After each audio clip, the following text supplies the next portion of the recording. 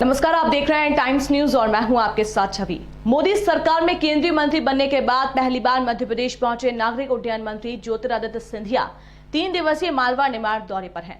जन आशीर्वाद यात्रा के पहले दिन जहां केंद्रीय मंत्री ज्योतिरादित्य सिंधिया इंदौर पहुंचकर देवास और शाहजहांपुर पहुंचे, जहां उन्हें अपार जन समर्थन और लोगों का आशीर्वाद मिला। इस बात से अभिभूत सिंधिया ने इंदौर में बुधवार को मीडिया से बातचीत कर कहा कि उन्हें राजनीतिज्ञ कम और जन सेवक ज्यादा की उपाधि आकर्षित करती है। ज्योतिरादित्य सिंधिया ने इंदौर में बुधवार को कहा कि जनता का आशीर्वाद सबसे बड़ी पूंजी है और जनता की सेवा के लिए हम लोग तत्पर होते हैं। ऐसे में जन सेवा के रास्ते पर हम निकले हैं, इसलिए जनता का आशीर्वाद प्राप्त करना सबसे बड़ी पूंजी होती है। वहीं उन्होंने कहा कि शाहजहांपुर और देवास में कल जो प्यार उन्हें मिला है उसके लिए वो जिंदगी भर ऋणी रहेंगे।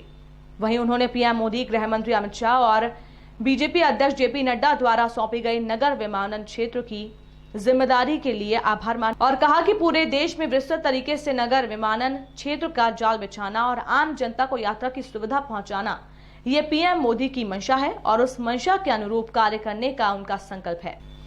वहीं उन्होंने कहा कि पीएम के कहे अनुसार हवाई चप्पल वाला भी हवाई सफर कर पाए, संकल्प को उन्हें पूरा करना है।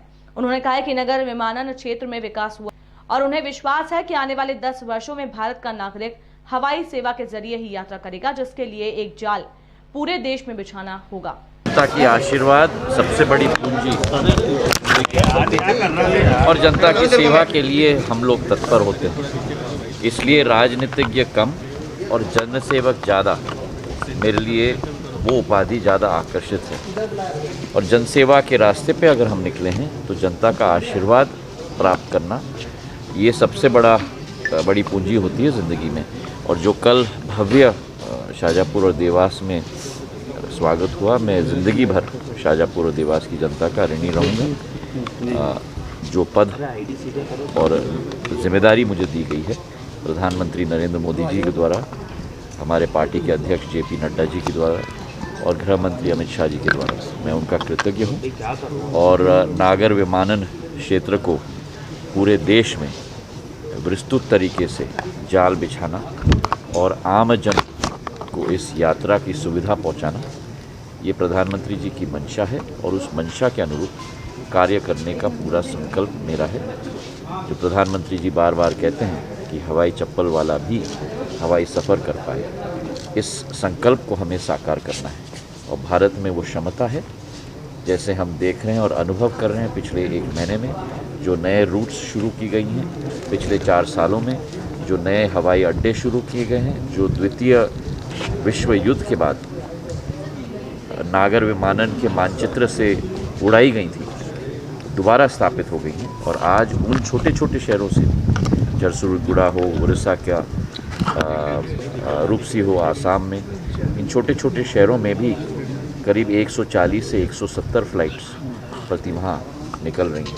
तो हमारा पूरा विश्वास है कि आने वाले दशक में भारतीय नागरिक हवाई सेवा से ही यात्रा करना चाहेगा और इसका एक जाल पूरे देश में बिछाना होगा। जो हमारे पार्टी के अध्यक्ष जेपी नड्डा जी के निर्देश के अनुसार सेवा ही संगठन है।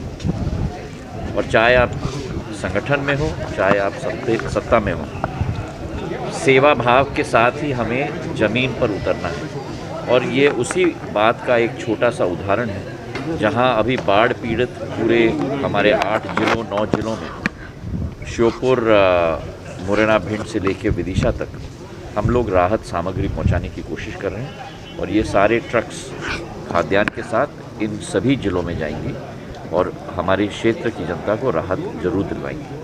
टाइम न्यूज़ देखिए अब आपके मोबाइल और स्मार्ट टीवी पर लाइव प्ले स्टोर से डाउनलोड करें।